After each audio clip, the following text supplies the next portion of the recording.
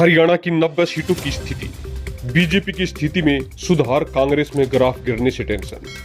Video को शुरू से लेकर अंत तक जरूर देखिएगा। अगर आप हमारे चैनल के साथ नहीं जुड़े हैं तो चैनल को सब्सक्राइब करना मत भूलिएगा।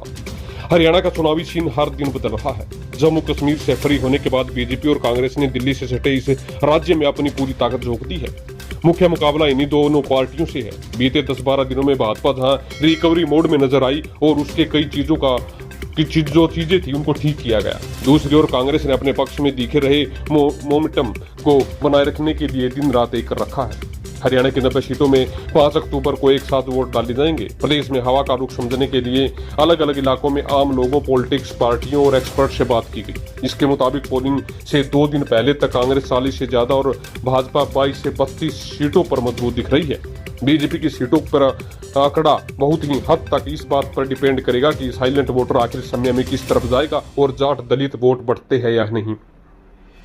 साध्वी यौन शोषण केस में सजा काट रहा डेरा सच्चा सौदा प्रमुख राम रहीम पोलिंग से सीट पहले पैरोल पर बाहर आ चुका है। कांग्रेस इसके खिलाफ चुनाव आयोग भी गई, लेकिन उसकी आपत्तियां दरकिनार कर दी गई। डेरा आधा दर्जन से ज्यादा सीटों पर रिजल्ट प्रभावित कर सकता है। इसका फायदा भाजपा को मिलने का अनुमान है। अन्य दलों की बात करें तो इनेलो, बीएसपी गठबंधन 1 से 5 और निर्दलीय 4 से 9 सीटों पर आगे रह सकते हैं। आम आदमी पार्टी का वोट शेयर तो इस बार बढ़ने की उम्मीद है, लेकिन वह एक आध सीट पर ही मुख्य मुकाबले में है। दुष्यंत चौटाला की जननायक जनता पार्टी और सांसद चंद्रशेखर आजाद की आजाद समाज पार्टी कहीं मुख्य मुकाबले में नजर नहीं आती। मतदान से 48 घंटे पहले तक की बात करें तो तकरीबन 1.5 दर्जन सीटें ऐसी भी है जहां भाजपा कांग्रेस के बीच कांटे की टक्कर है। यहाँ आखिरी समय में पलड़ा किसकी ओर झुकेगा यह कह नहीं सकते। यहाँ जीत हार का मार्जिन भी कम रहने का अनुमान है। कई सीटों का रिजल्ट इस बात पर डिपेंड करेगा कि वहाँ थर्ड प्लेयर के रूप में इनेलो, बीएसपी, आप और जेजेपी, एएसपी के अलावा निर्दलीय कितने वोट ले पाते हैं।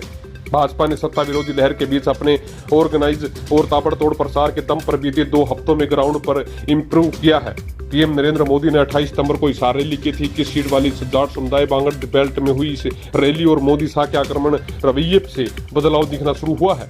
उम्मीदवारों के साथ साथ वर्करों का मनोबल भी बढ़ा है। नतीजा आधा दर्जन से ज्यादा सीटों पर पार्टी ने दमखम दिखाया है। मोदी 4 सभाओं के जरिए सभी सीट कवर कर चुके हैं। बांगड़ के अलावा 23 सीटों वाली जीटी रोड बेल्ट बीजेपी का गढ़ है। यहाँ भी कई सीटें पर उसके कैंडिडेट्स की स्थिति 2 हफ्ते पहले के मुकाबले सुधरी है। 2014 में पार्टी की 47 में से 21 और 2019 में 40 में से 12 सीटें जीटी रोड बेल्ट से ही आई थी। चुनौतियों की बात करें तो भगवा पार्टी के लिए भीतरघात और बागी मुश्किल पेश कर सकते हैं। भाजपा हाईकमान के अहिरवार बेल्ट में केंद्रीय राज्य मंत्री राव इंद्रजीत सिंह को फ्री हैंड दिया और उससे ज्यादा चुनौतियां इसी इलाके में नजर आती है। 2014 में पार्टी ने यहाँ की सभी 11 और 2019 में 11 में से 8 सीटें जीती थी। यहाँ भाजपा के कई बड़े चेहरे या चुप बैठे हैं या फिर पार्टी उम्मीदवार की जगह विरोधी की मदद में लगे हैं। इसी भीतरघात के चलते अहिरवार बेल्ट में बीजेपी के कई दिग्गज चेहरे भी अपनी जीत को लेकर आश्वस्त नजर नहीं आ रहे हैं। भाजपा के लिए बागी भी मुश्किल बने हुए हैं। पार्टी नेताओं के तमाम प्रयासों, मित्रता और घुड़कियों के बावजूद 15 सीटों पर उनके तकरीबन 1.5 दर्जन बागी मतदान से नहीं हटे। यही कारण है कि अमित शाह से लेकर राविंदरजीत सिंह तक को सभाओं में यह बात कहनी पड़ी कि लोग भाजपा के कैंडिडेट को देखकर नहीं बल्कि कमल का निशान देखकर वोट दें। कांग्रेस की बात करें तो पोलिंग से 48 घंटे पहले तक सीटों के लिहाज से वह सबसे बड़ी पार्टी तो बनती दिख रही है, लेकिन 2 हफ्तों में उसका ग्राफ जिस तरह से नीचे गिर गया है वह अपने आप चुकाने वाला है। मेवात की 3 सीटों में वह सेफ दिख रही है। बांगड़ और जाटलैंड कहलाने वाली देशवाड़ बेल्ट में भी पार्टी को एडवांटेज तो नजर आता है, लेकिन उसके कई कैंडिडेट नजदीकी मुकाबले में फंसे हैं। कांग्रेस की सबसे बड़ी उम्मीद जीटी रोड, अहिरवाल और साउथ हरियाणा से है।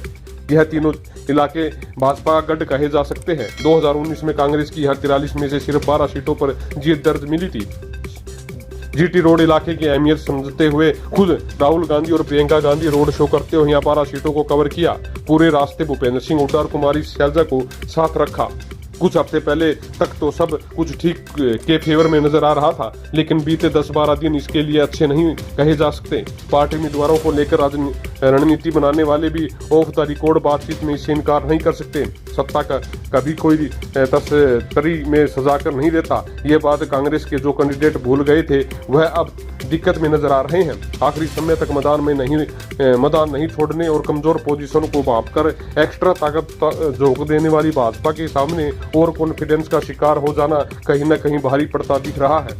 रोहतक शहर की सीट हुड्डा कैंप के लिए नाक का सवाल बन गई है। सोनीपत, गनौर, राई, बादली और बहादुरगढ़ का गढ़ बचाने के लिए इसके अतिरिक्त ताकत लगाते हुए राहुल गांधी का शो कराना पड़ गया। कांग्रेस को अपनी नेताओं की गुटबाजी से भी नुकसान हो रहा है। 1 दर्जन के आसपास सीटों पर कैंडिडेट्स हुड्डा कैंप और शैलजा धड़े की अंदरूनी खींचातान के शिकार है।